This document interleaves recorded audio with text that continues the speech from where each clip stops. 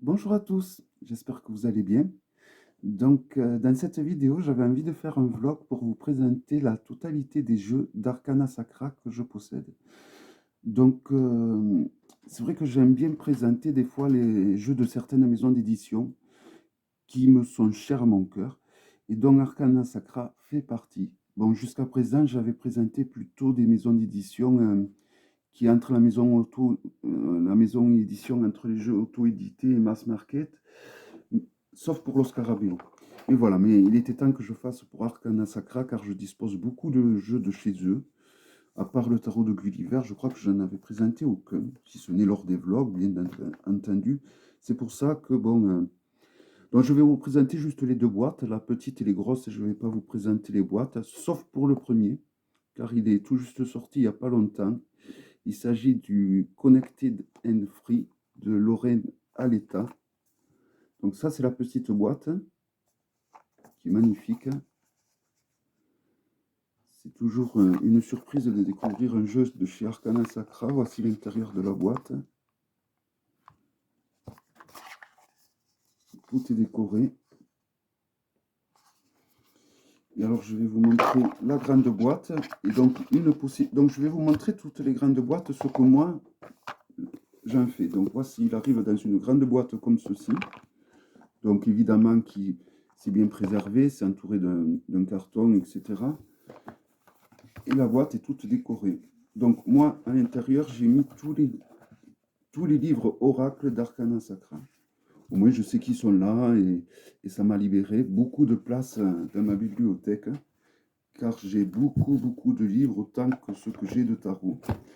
Voilà, une utilité qui peut servir, que peuvent servir ces grandes boîtes, en plus d'être jolies. Je crois que c'est Nat que j'ai vu dans une vidéo qu'elle disait qu'on pouvait s'en servir comme boîte cadeau, c'est vrai aussi. Si vous voulez faire un très beau cadeau à quelqu'un, vous le mettez dans une boîte comme ça, vu que au final, une boîte comme ça, hein, dure comme ça, c'est comme une boîte de jeux auto-édité, hein. Il n'y a pas de code barre. Voilà, ils n'ont rien à envier à des jeux auto-édités. Donc, il y a un gayebook qui va avec. Donc, voilà, le gayebook. Donc, c'est un petit livre, hein. Alors, voilà, il est super bien fait. Je vais vous dire la table des matières. Donc, le sommaire en avant. Ça vous explique un peu, c'est le préambule un peu du jeu, on va dire. Après, vous avez l'heure du jeu intuitif, libre et questionner l'oracle, les tirages, purifier ses cartes, tirer les cartes pour les autres. Voilà, donc c'est des infos donc, sur comment tirer les cartes pour les autres, comment purifier les cartes, les différents tirages que vous pouvez effectuer et comment lire et questionner l'oracle et la vision intuitive du mot intuitif de la créatrice donc de Lorraine Aletta. Donc c'est un gaybook tout en couleur qui est magnifique. Donc pour chaque carte, vous avez donc une page. Donc c'est vraiment voilà. Je ne vais pas trop m'étendre sur le sujet parce que c'est pas le but de la vidéo. Pour vous donner une idée, il fait 85 pages. Voilà, un joli livre assez grand de 85 pages qui retourne donc avec ses confrères donc dans la grande boîte. Donc voici une des utilités, s'il y en a qui ne savent pas quoi en faire. Donc je retourne au jeu, donc qui est le petit frère du Lumina Tarot. Alors il faut savoir que les jeux d'Arcana Sacra ont une texture super agréable au toucher. Alors j'avais la version auto-éditée de ce jeu, et la version mass market d'Arcana Sacra n'a rien à envier à la version auto-éditée. Franchement, euh, elle est d'aussi bonne qualité cette édition-là, pour ne pas dire meilleure. Ouais, elle est de... Regardez-moi ces couleurs, comme elles sont magnifiques, hein. Donc c'est un jeu que vous pouvez utiliser avec... que je vous conseille d'utiliser. Vous pouvez enlever... Et alors il y a des cartes qui correspondent au chakra, vous voyez. Vous pouvez ne pas les utiliser, hein. Vous pouvez très bien les enlever. Bon, moi, je les laisse parce que bon, j'aime bien la lithothérapie, donc ça me parle énormément. Bon, ça serait un peu dommage de les enlever vu qu'elles y sont quand même, c'est pour quelque chose. Je vous conseille de lire le book. Mais bon, voilà, l'avantage de ce jeu, il me semble, du moins, c'est un jeu qui se veut être intuitif, donc pour être utilisé de façon intuitive. Donc, logiquement, les jeux qui sont comme ça, on les utilise juste, on n'a pas besoin du livre. Il faut juste faire une petite méditation avant de l'utiliser à la limite et de laisser parler son cœur et de regarder les dessins et tout va tout seul.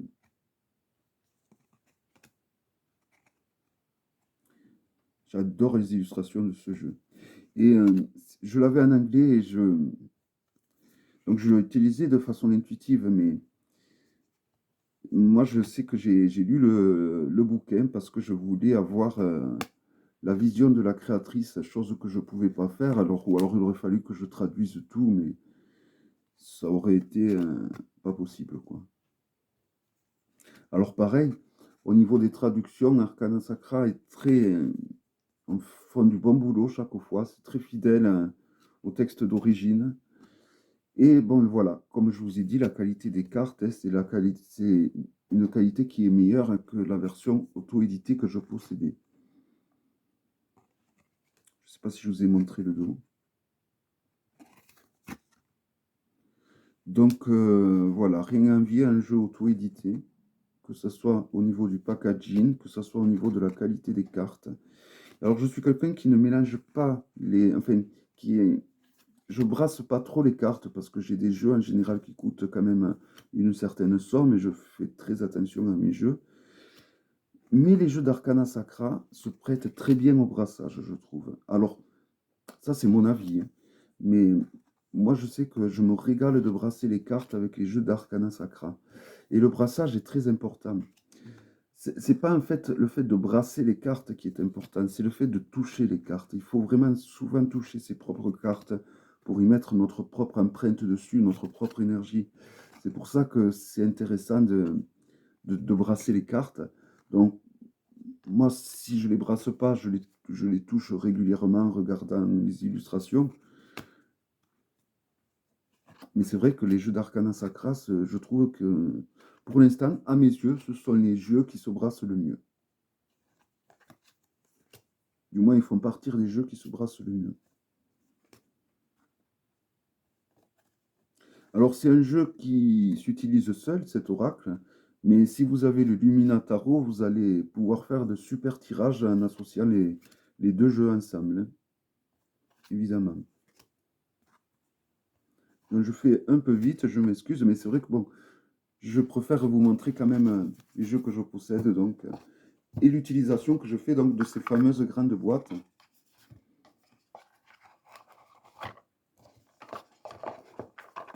Voilà donc pour la première. Alors ensuite, alors le tarot de Gulliver. Donc j'ai pas pris la boîte, je me rends compte. Donc en fait, dans la boîte du tarot de Gulliver, j'y mets mes quartz, mes certains cristaux de roche, pas tous. Voilà, c'est un magnifique tarot. C'est, je crois, le seul jeu que j'ai présenté de chez eux. Quoique j'avais présenté l'oracle des ombres.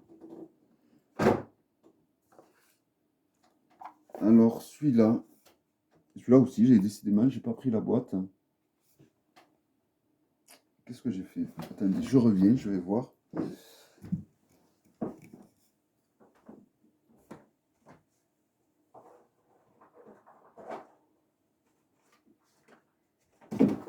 En effet, il y a beaucoup de boîtes que j'avais mis de côté.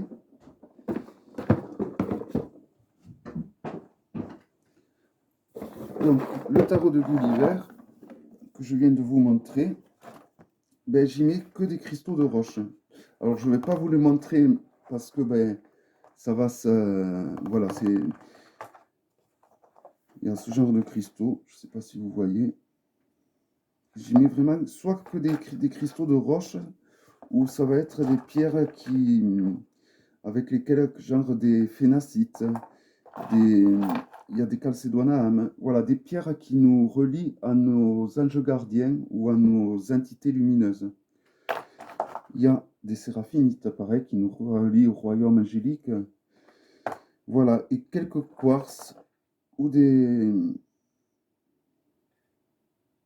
J'oublie le nom de cela, des calcites optiques également.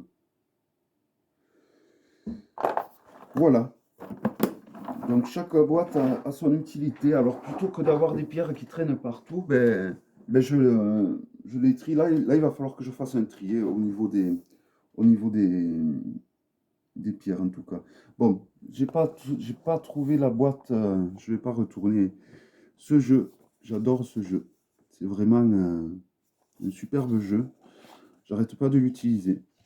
Depuis que je l'ai, on me l'a offert pour les fêtes. Pour les fêtes de Yule, je crois, ou pour la Noël, je sais plus. Voici le dos. Voilà. Un magnifique jeu, je trouve.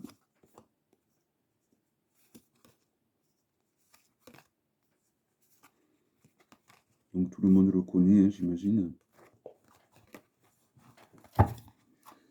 Donc voici l'intérieur de la boîte. Voilà. Toutes les boîtes sont vraiment super bien décorées.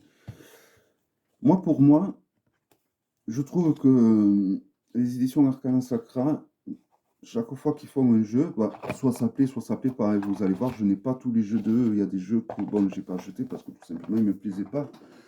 Mais pour moi, alors ce jeu magnifique. Alors la créatrice va sortir bientôt, j'espère, qui s'appelle Iliade, le même sur les dieux de l'Olympe. Donc j'ai hâte. J'ai hâte car je suis un grand fan des dieux de l'Olympe. Donc là aussi, là j'ai mis des pierres. Voilà, alors je n'ai pas mis beaucoup parce qu'elles sont grosses. J'ai mis une pierre de lune noire et une K2. C'est du jaspe avec de l'azurite. Voilà. Il y a une phénacite aussi qui devrait être dans notre boîte que je vous ai présentée du tarot de Gulliver. Voilà, vous voyez, alors moi qui ai beaucoup de pierres, ça m'arrange très bien parce que je peux classer les pierres par catégorie. Et bon, là, je me suis laissé un peu envahir. Et donc, du coup, j'avoue que ce vlog va être l'occasion pour que je range tout bien comme il faut. Alors, les deux jeux d'Alcide Nathanaël, j'avais fait un vlog où je présentais donc tous ces jeux. Voilà, donc il a fait deux jeux avec les éditions Arcana Sacra. Les deux sont magnifiques. Un est sur l'alchimie, l'autre est très proche du dernier qu'il a sorti. Voilà, deux très beaux jeux. L'oracle de Stéphane Migras, âme à âme. Alors, est-ce qu'il est là? Ouais. Donc là c'est plutôt des pierres que j'ai mis. Donc il y a des turquoises du Tibet. Des agates bleues. Voilà, il y a des tectites. Saphir étoilé. Des ulexites ou des pierres télé, très bonnes pour la télépathie, comme la calcite optique que je vous ai présentée. Voilà, c'est un petit peu... Il y a un petit peu de tout.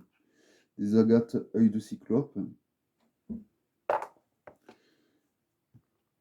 Des fungites. C'est le genre de pierre où il y a souvent des rubis qui est associé à ce genre de pierre. Voilà. Pour l'oracle de Stéphane Migras, sa boîte donc me sert de rangement de pierre aussi. Il y a beaucoup de boîtes qui me servent de rangement de pierre en fait. L'oracle des ombres, que j'avais présenté je crois, de Marion B. Magnifique jeu, magnifique oracle, de toute beauté. Toujours pareil au niveau du packaging, qualité pour moi d'un jeu auto-édité qui coûte 100 €. Voilà, tous les jeux, même les oracles, hein, au final, ça a la qualité d'un jeu auto-édité comparé de 50 à 100 €. Quoi. Donc là, pareil, j'ai mis des labradorites, encore des agates bleues, des cornalines. Voilà. L'œil de faucon également, j'ai vu. le tarot de l'entre-deux-mondes. Celui-là aussi, il est magnifique, de Ciolo Thompson. J'avais également l'autre de Ciolo Thompson, mais ce n'est pas les éditions Arcana Sacra. J'aurais pu le prendre pour comparer. Alors l'autre a les contours argentés, mais le toucher des cartes est beaucoup plus agréable dans les éditions Arcana Sacra. C'est pour ça que bon, les contours dorés ou argentés, pour moi, c'est du bling-bling qui ne sert à rien. Si, à la limite, ça protège les cartes, c'est vrai que ça fait joli sur le moment, mais au final, il n'y a rien de plus beau que l'usure d'un jeu, je trouve. Alors après, c'est pas très personnel tout ça, hein. Mais voilà, moi je trouve que c'est aussi, c'est aussi joli de voir l'usure d'un jeu. Et voilà.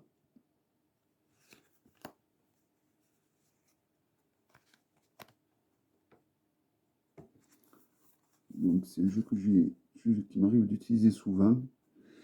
Mais le fait que les jeux d'Arcana Sacra ont une texture très agréable, ben, c'est des jeux qu'on a tendance quand même, enfin moi de même que j'ai tendance à sortir et à utiliser souvent, du coup.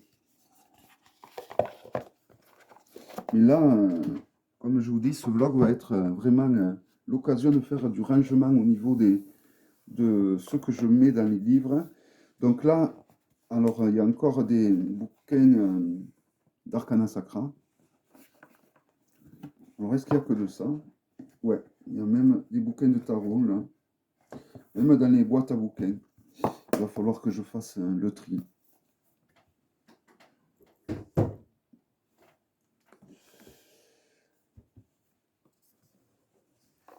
Ensuite, alors j'ai oublié des jeux, mais il y a, je le vois à certaines boîtes, le Lightseer Tarot, magnifique tarot.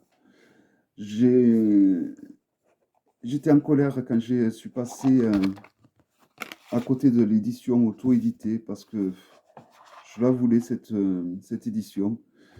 Mais là, pour le coup, je trouvais que les tranches vertes se faisaient super jolies parce que c'était des tranches vertes mates. Et puis surtout parce qu'il y avait une carte que malheureusement ils ont retirée qui avait, je trouve, toute une.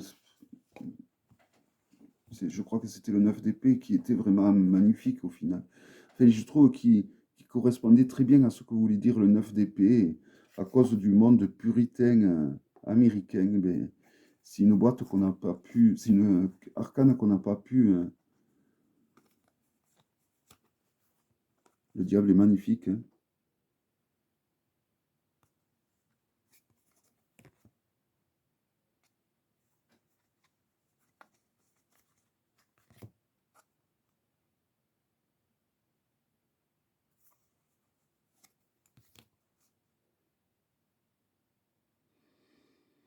Par contre, je reviens, je vais oublier un jeu que je ne peux pas ne pas vous présenter parce que je l'utilise très souvent.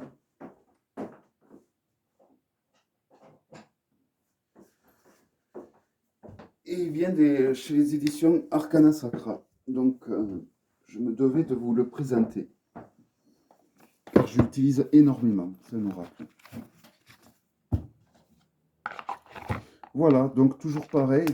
Le Lightseer Tarot, pour moi, bon ben, le fait qu'il arrive comme ça dans une grande boîte super, super jolie.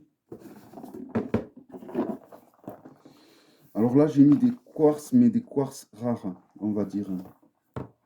Des quartz de qualité, en fait. Voilà. Des quartz sceptres. Des améthystes fumés fantômes. Et vous voyez, elles viennent d'une région qui fait qu'elle est d'une pureté incroyable. Et après, il y a beaucoup de quartz du Tibet. Voilà, c'est des quartz très puissants, ça. Et voilà, je voulais les mettre vraiment dans des boîtes qui les mettent en valeur. J'en mets pas beaucoup parce que après, ça fait lourd. Et voilà. Et là, je vous les montre tous parce que ça fera l'occasion que je vous montre l'intérieur du Lightseer Tarot. Et le dernier, qui est un quartz de l'Himalaya. Voilà, donc évidemment, le jeu arrive, est tenu par du carton blanc. Il y a le jeu, le livre dessus.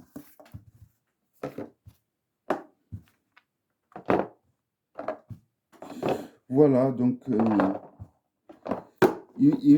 À la limite, moi, il me manque des grandes boîtes. Il m'en faudrait un peu plus.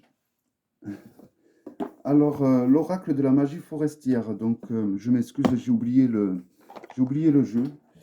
Je l'ai laissé dans une autre pièce où je tire les cartes. Donc, bon, je ne vais pas aller le rechercher. Mais voilà, un magnifique jeu d'Antoinette Charbonnel. Voilà, qui arrive toujours pareil, hein. Alors là, j'ai mis des cartes cadeaux que souvent on nous offre quand on achète des jeux auto-édités. Par exemple, là, il y a l'Homunculus qui vient d'un jeu de chez Wassima. Euh, c'est des photos. Des photos.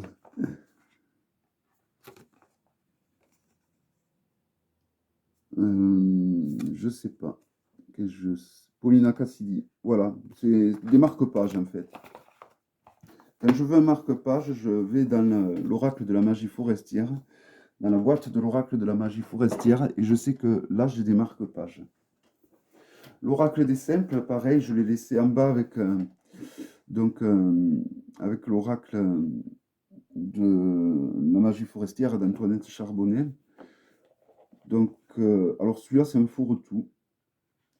D'ailleurs, je vais enlever, vous voyez, j'ai mis des stylos, des pochons.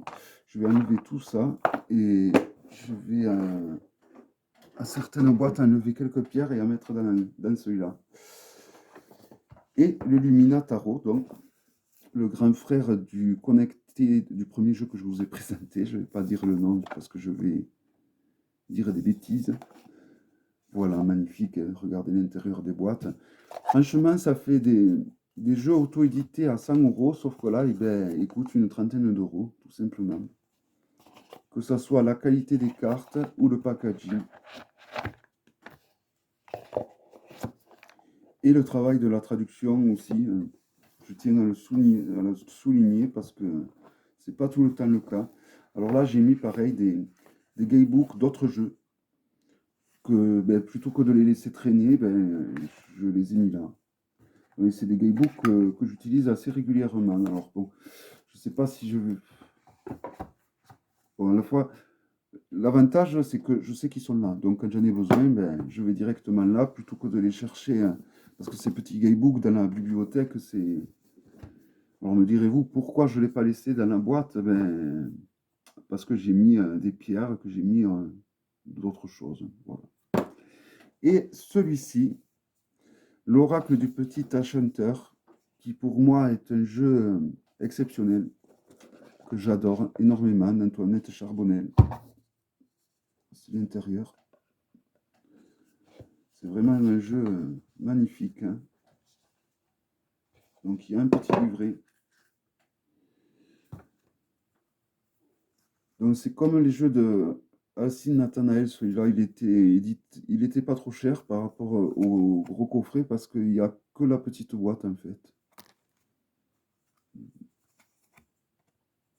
Voilà, vous voyez, vous avez des mots-clés. J'ai également son tout premier oracle qu'avait fait Antoinette Charbonnel qui était aussi aux éditions Arcana Sacra. Et j'ai oublié le nom, et pareil, il est en bas des. Tous les jeux d'Antoinette Charbonnet, en ce moment, je les utilise beaucoup, donc du coup, je n'ai pas pensé à les prendre tous. Voilà, mais je tenais vraiment à faire cette vidéo pour vous montrer un peu ma collection de jeux d'Arcana Sacra.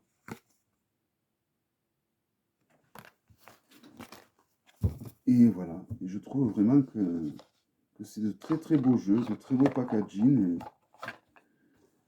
Et ils ont autant de gueule, franchement, quand je les mets à côté de ma pile de jeux auto-édités, franchement, certains même sont beaucoup plus jolis que certains jeux auto-édités que j'ai achetés. Et je sais de quoi je parle.